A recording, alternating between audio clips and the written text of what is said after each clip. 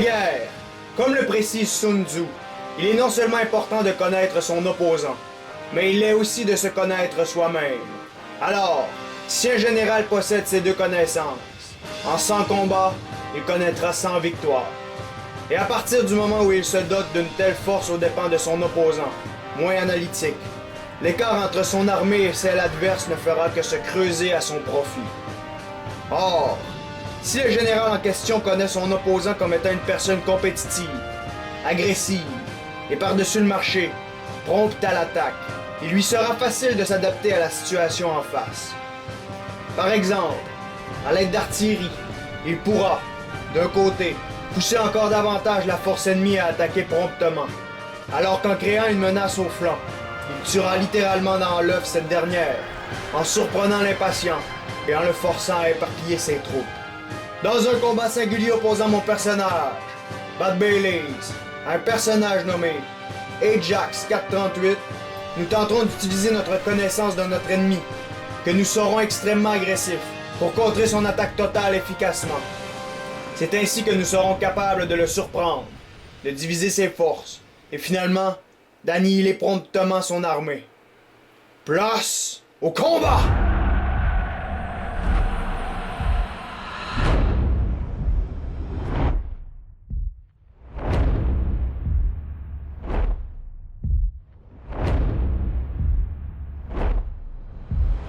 Bon alors, comme à notre habitude, observons les unités en présence, en commençant par celle de mon opposant. Et c'est donc que, comme on va bientôt pouvoir le constater, mon opposant a une excellente force d'attaque. Vraiment, les Byzantins sont redoutables sur ce point, et son armée est vraiment parfaitement constituée pour faire une prompte attaque. C'est donc en mettant cette donnée en relation avec l'introduction, vous comprendrez donc rapidement qu'en voyant son armée, j'étais de mon côté assez content, et je me doutais bien que ma stratégie allait éventuellement fonctionner. C'est ainsi que dans l'introduction, je mentionne qu'il faut bien connaître son opposant. En réalité, mon opposant, je ne le connaissais pas extrêmement bien. Cependant, bien que ce soit la première partie à médiéval, j'avais déjà fait 3 ou 4 parties à Napoléon et peut-être 1 ou 2 à Shogun contre lui ou en coopération avec lui. Et c'est donc ainsi que j'ai rapidement compris que c'était une personne extrêmement compétitive, extrêmement agressive. Et en l'occurrence, bien que c'était un très bon joueur, ce n'était pas un très bon coéquipier, puisqu'il sacrifiait sans gêne l'équipe au profit de toute gloire personnelle. Aujourd'hui, dans notre première partie 1 vs 1 Medieval Total War, j'ai pris cette donnée en compte et je me suis dit qu'il allait essayer de faire une attaque totale et qu'il allait tenter de prestement m'envelopper. Et c'est en partie pour cette raison qu'il va croire,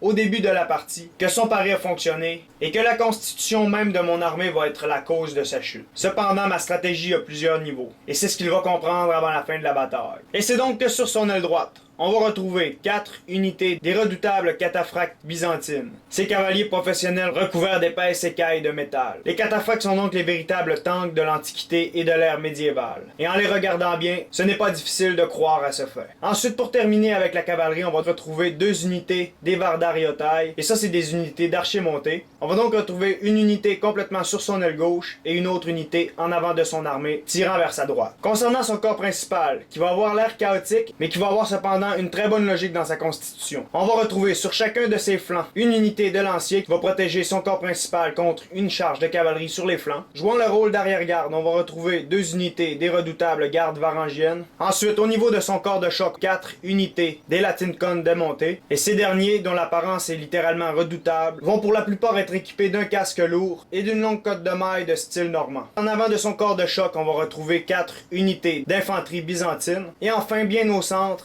entre son infanterie byzantine et ses Latincon, on va retrouver 2 unités de gardes archers byzantins. Observons donc maintenant ce que je me suis procuré, et par le fait même, quel était mon plan pour contrer la redoutable attaque de mon adversaire. C'est donc qu'ici, comme je l'ai déjà fait sous d'autres formes, mon plan réside grandement dans un leurre. Et en premier lieu, puisque je me doutais fortement que mon opposant allait m'attaquer, j'ai désiré le presser dans cette dernière. Et c'est donc que j'ai fait ça en apportant 2 unités de balistes, que je savais qu'ils ne seraient probablement pas rentables au niveau du nombre de morts, mais que j'ai cependant tout de même apporté, puisque leur présence seule allait possiblement créer une donnée psychologique du côté de mon adversaire, en faisant de ces engins un objectif, mais surtout je les ai apportés pour forcer mon opposant à courir vers mon armée, en d'autres termes, pour le presser vers moi. Afin de montrer à mon opposant que ces unités avaient de la valeur, j'ai placé 3 unités de piques alentour, ce qui avait donc pour but de montrer que ces unités devaient être tenues à tout prix par mon armée. En réalité, outre au niveau stratégique, c'est-à-dire au niveau du plan que je viens d'expliquer, ces unités, je les comptais absolument pour rien. Cependant, mon but, c'était vraiment d'attirer son armée principalement à ce niveau-ci, afin d'un côté, l'emballer sur mes deux ailes, mais aussi pour une autre raison qu'on va revenir d'ici quelques instants. C'est donc qu'en avant de mon pseudo-leurre, on va retrouver 3 unités de Scots Guard. Ensuite, on va retrouver mon corps principal qui va être divisé en 3 parties. Et sur chacune de ces 3 parties, on va retrouver 2 unités d'infanterie lourde. Enfin, derrière mon centre, juste ici, on va retrouver mon général qui va être accompagné de ses gardes du corps. Et derrière celui-ci, on va retrouver une unité de cavalerie lourde. Et enfin, comme je l'ai précisé, mon but c'est vraiment d'attirer mon opposant à ce niveau-ci. Et avec mes unités de trébuchet, de l'attirer et de le presser encore davantage à m'attaquer. C'est donc qu'en l'attirant à ce niveau-ci, je vais rendre, si mon plan fonctionne bien, son flanc vulnérable. Et avec mes unités de cavaliers juste ici, je vais tenter de venir me rabattre sur ses flancs. On peut donc maintenant appuyer sur Play. Et c'est donc que dans les premières secondes, mon opposant voit mon armée bien disposée à ce niveau-ci, mais rapidement, juste avec un coup d'œil, il n'est pas capable de voir ma cavalerie. Il doit donc soit se tasser avec sa caméra ou soit regarder sur le radar ici. Et c'est donc pour cette raison qu'il va lancer la presque totalité de son armée contre mon corps principal. Moi, à ce niveau-ci, bien que je vois son unité de Vardariotai, je ne demande pas à mes trébuchets de commencer à l'attaquer, puisque mon but c'est de m'en prendre à son corps principal. Cependant, entre mes archers et ses unités d'archers montés, il y a un intense échange qui se fait. Et c'est donc alors que son armée avance, ma cavalerie commence à les flanquer. Et au moment où leur drapeau commence à sortir, comme vous pouvez le constater, mon opposant semble bien comprendre qu'il est en train de se faire flanquer à ce niveau-ci. Alors il va envoyer sa cavalerie. Malgré tout, avec la plus grande partie de son armée, il va continuer à avancer vers mon armée. Et au niveau de ses Vardariotai, comme vous pouvez le constater, il y a un véritable carnage qui est en train de s'effectuer. Alors que son armée est en formation extrêmement compacte, je vais commencer à l'attaquer au niveau de son centre, histoire de presser encore davantage son attaque. Et alors que tout cela se produit entre nos deux cavaleries, il est évident que le choc va se faire bientôt et de la manière la plus brutale. C'est donc qu'avec chacune de mes unités de cavalerie, je vais aller accrocher les 2 premières unités qui vont entrer en contact avec mon armée. Pendant ce temps-là, alors qu'avec une unité, il tente de me flanquer à ce niveau-ci, il a gardé cette unité en réserve, histoire de venir se rabattre sur mes cavaliers. Et à ce niveau-ci, alors que j'ai rapatrié mon général ainsi que l'autre unité de cavaliers, je viens bloquer cette unité et avec mon autre unité de chevalier, je vais venir me rabattre sur son flanc arrière, ce qui va faire entrer immédiatement en déroute une unité de cavalerie. Alors que cette unité est entrée en déroute, je tente de décrocher ma cavalerie et son unité de cavalerie ainsi que son unité de lanciers viennent se rabattre sur mes flancs. Pendant ce temps-là, avec cette autre unité, je suis allé frapper l'arrière de cette unité de cavalerie. Et à ce niveau-ci, il a tenté d'abattre un de mes flancs avec son unité de Vardariotai, mais cependant, ces derniers sont beaucoup trop faibles.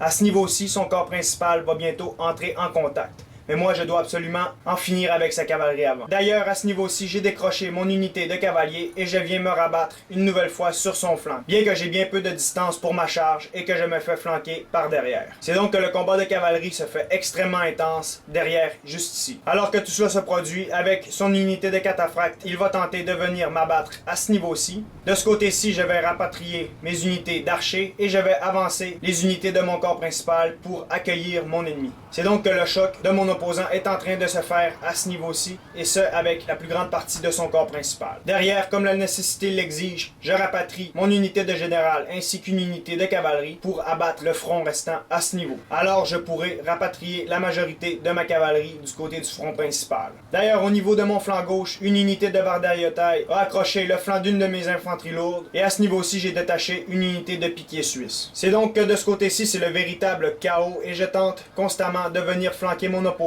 mais ce dernier est très actif et possède énormément d'unités d'attaque.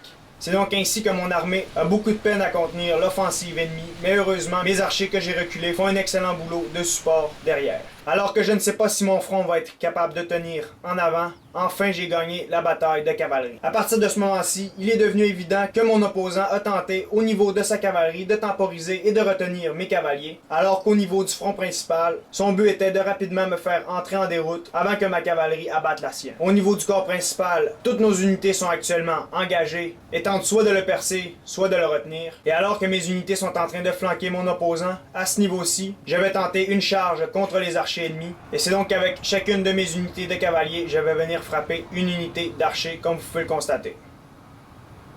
Alors complètement sur mon flanc droit, 2 unités de cavaliers vont venir tenter d'abattre le flanc de mon opposant. Cependant, il possède une unité de lancier, mais malgré tout, je vais poursuivre ma charge et je vais la faire entrer en déroute. Alors à ce niveau-ci, j'ai fait entrer une unité d'archers en déroute et bientôt ma cavalerie va être libre à ce niveau-ci. Et de ce côté-ci, déjà je fais une charge contre le front principal ennemi.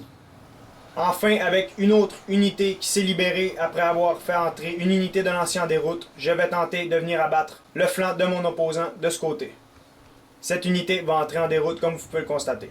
Alors ma cavalerie est libérée aussi, bien qu'il reste quelques unités d'archers. Alors vers ma droite, le front byzantin est en train d'éclater. Et alors que tout cela se passe, au niveau de mon centre aussi, les unités sont en train de flancher. Et moi je vais faire une attaque généralisée à ce niveau-ci. Et alors que le chaos se fait omniprésent, je viens rabattre la presque totalité de mon armée, outre celle qui poursuit les fuyards, contre cette unité-ci. Et alors le front va totalement éclater, et je vais dès lors gagner la partie. J'ai donc déployé 2051 unités, alors qu'Ajax 438 en a déployé 2221. J'ai abattu 1471 unités et j'en ai capturé 375, alors que mon opposant en a abattu 1103. C'est donc qu'aujourd'hui, j'ai basé ma stratégie sur la connaissance relative que j'avais de mon opposant. Cependant, bien que c'était notre première partie en 1 versus 1 à Medieval Total War, je me suis basé sur des parties que j'ai fait en équipe avec ce dernier pour estimer que mon opposant allait m'attaquer de la manière la plus prompte et de la manière la plus totale qui soit. C'est donc que moi d'un côté, j'ai tenté de créer un leurre avec des unités de trébuchets, plus ou moins bien protégées par des unités d'infanterie suisse. Et c'est donc qu'en faisant ça, d'un côté j'ai tenté de subconsciemment faire croire à mon opposant que cette partie-ci du front me tenait grandement à cœur. Et d'un autre côté, grâce à l'action de mes trébuchets, j'ai désiré pousser son attaque au maximum. C'est donc qu'a priori mon plan a fonctionné et la plus grande partie de son front s'est dirigée vers mes unités de trébuchets.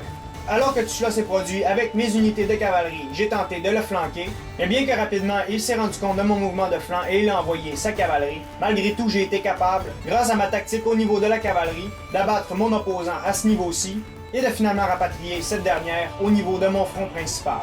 Alors ça n'a été plus qu'une question de temps, et unité après unité, j'ai été capable, partiellement grâce à ma connaissance de mon ennemi, d'abattre ou de faire entrer en déroute la totalité des unités de mon opposant. Et voilà!